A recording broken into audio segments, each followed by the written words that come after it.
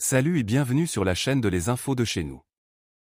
Tidjane Thiam, le président du Parti démocratique de Côte d'Ivoire, PDCI, une étoile est née dans le monde politique en Côte d'Ivoire. Tidjane Thiam, c'est de lui qu'il s'agit. Cet expert des finances mondiales a pris définitivement ses quartiers dans le landerneau politique ivoirien. Depuis son élection à la tête du PDCI-RDA, la scène politique bouge.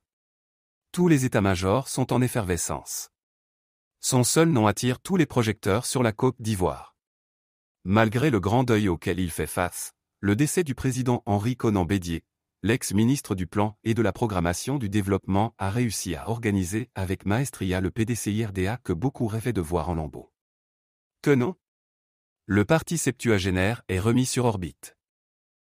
Le personnel politique a retrouvé sa sérénité et s'est remis de sa torpeur. Tidjane Thiam a démontré qu'il n'y a plus de chasse gardée pour un quelconque parti politique en Côte d'Ivoire. Le PDCI, revigoré, s'apprête à occuper le terrain, après l'inhumation de son défunt président. D'ici là, le président Tidjane Thiam et son camp observent le silence. En face, les adversaires s'échinent à décrypter ce silence épais. Un silence troublant. On s'imagine tout et son contraire. Que adviendra-t-il avec cet homme qui dégage autant d'ondes? Jusqu'où ira-t-il? Se demande-t-il. Tidjane ne dit rien, mais il trouble le sommeil du camp présidentiel. Depuis qu'il a restructuré le PDCI-RDA, le RHDP a perdu sa sérénité. Les récentes tournées de quelques cadres du parti et les réunions tenues ça et là par les hautes représentations n'ont pas été sans effet. Le parti au pouvoir a choisi de se réfugier derrière des cérémonies d'hommage aux chefs de l'État. On mobilise des chefs coutumiers pour leur prêter des intentions de soutien au 4e mandat d'Alassane Ouattara. Chaque ministre a un groupe qu'il transporte par des cars de région en région pour constituer une majorité factice, avec pour dessein de tromper les esprits moins illuminés. On peut le dire avec force, Tidjane Thiam est le modèle d'homme politique longtemps rêvé par les Ivoiriens. Et les adversaires eux-mêmes n'en doutent pas. Venance Konan, chroniqueur attitré du RHDP, a pu écrire, cherchant un rapprochement entre le PDCI et le RHDP, et si, au sein de la famille oufouettiste, nous allions au consensus. Un consensus qui ferait que le champion désigné du PDCI se mettrait avec celui du RHDP, d'une façon ou d'une autre, afin qu'il y ait une formation et une transmission de pouvoir. Le champion du PDCI a déjà exercé ici en tant que grand patron et ministre.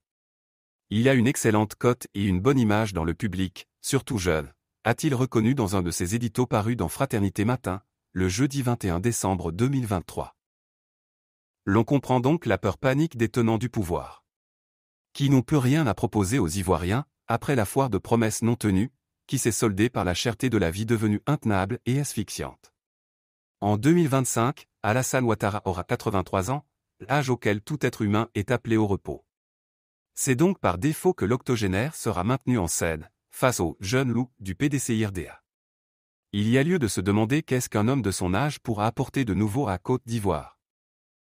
Au moment où l'Afrique cherche à se soustraire de l'époque des Paul Biya, 90 ans, Théodoro Obiang Nguema Mazogo, 81 ans, Denis Sassou Nguesso, 79 ans, et autres, il se trouve des gens en Côte d'Ivoire qui sont très réfractaires au passage du flambeau à la jeune génération. C'est peu dire qu'Alassane Ouattara a échoué à former son successeur, après 14 ans de règne à la tête du pays. Heureusement que les Ivoiriens qui rêvent de l'alternance politique annoncent déjà les couleurs pour Tidjane Thiam. Si vous avez aimé cette vidéo, merci de liker, partager, commenter et surtout vous abonner à la chaîne. Et on se retrouve très vite pour une prochaine vidéo.